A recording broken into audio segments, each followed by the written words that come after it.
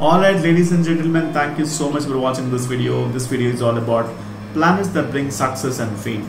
So many people have different definition about success. For some people, in terms of achieving desired amount of wealth, that is considered as success. For some people, getting good scores in competitive examinations, that is considered as success. For some people, attaining the good name and fame in their specific niche or a career that they are into, that is considered as success.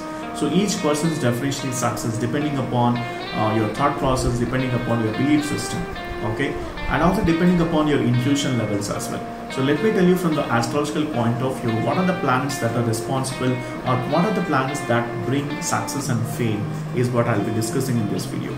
So first and foremost thing that you need to understand, planets in the 5th house, 9th house, 2nd house, 7th house and the 10th house brings very good success and fame. If at all you have strong malefics are placed in these houses, which I just said right now, then there is an indication that there will be dishonor, there will be ill fame. Especially 6th house talks about ill fame. If at all you have strong 6th house, then obviously you can, if at all any allegations or anything that comes on you, then you can able to overcome that. You can able to prove that you are basically a right person. Okay, you haven't committed any mistakes. That generally happens if at all you have strong 6th, 8th and 12th houses, and if at all you have strong malefics planets, really work, they really help you in terms of win over the enemies or win over the competition or whatsoever. Okay, and here in this video I would like to discuss about the success and the fame.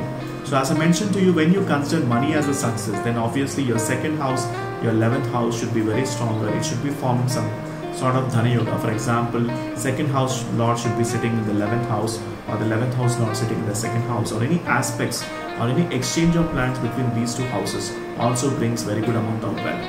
If not you say that my definition of success is basically win in the competitive examinations, then the 5th and 9th house has to be very stronger. Why? Because 5th house talks about competitive examinations and 9th house talks about good fortune. Okay, if these two houses are very stronger, then there's a strong indication that you will be very good success in terms of achieving whatever you want. And also very good benefit planets in the 10th and 11th houses like Jupiter, Venus, including the moon, that works really well in terms of bringing the abundance and prosperity in your life. If at all your definition of success is bringing the abundance and prosperity in your life. Okay, so depending upon what do you believe, depending upon what you thought of achieving in the life, the success graph is ideally maintained. And most importantly, I would like to tell you, you have to analyze the D11 chart, okay, and also the 11th house, because 11th house talks about fulfillment of desires. 11th house talks about hopes and wishes. If at all you have strong planets placed in the 11th house, if at all you have 11th house Lord placed in the 5th house, 5th house Lord placed in the 11th house, that is also an indication that you'll be attaining the success.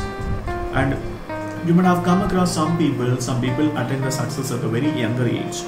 Okay, so if you take someone like Mark Zuckerberg, or else you can take any young entrepreneurs who has created a very good name and fame. For all those people, ideally 5th house would have been very stronger, than the 2nd and 1st house would have been very stronger.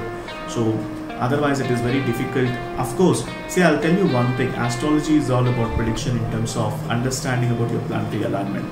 But if at all you believe on your guts, if at all you believe on your intuition, if at all you believe in the inner voice, if at all you believe that you are capable to do something, then you can make impossible as possible.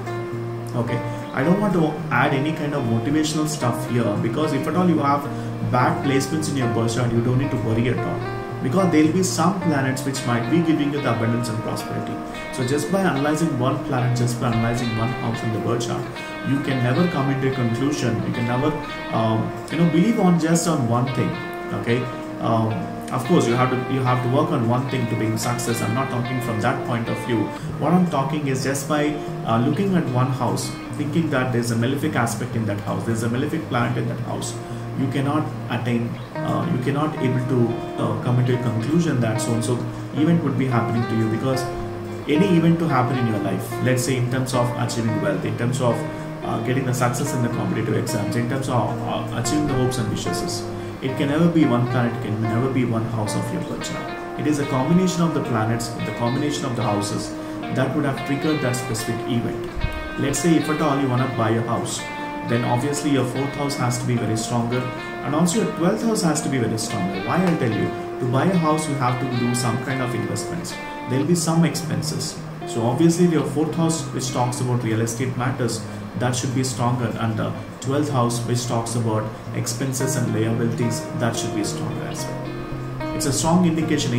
Let's say if at all you have Jupiter placed in Capricorn, and the lord of the Jupiter is, the lord of Capricorn is basically Saturn, and Saturn is placed in, let's say, in Libra, and Saturn is exalted, and there comes an Ishabanga Raja Yoga. So any Raja Yoga, any Dhana Yoga, say any Raja Yoga like Pancha Mahapurusha Yoga, Saraswati Yoga, any Raja Yoga like Gajakeshari Yoga, which I just spoke some time back, and also the Buddhaditya Yoga, Saraswati Yoga, Emperor Yoga, Kirti Yoga, all these yogas brings abundance, prosperity, good name and fame in your life.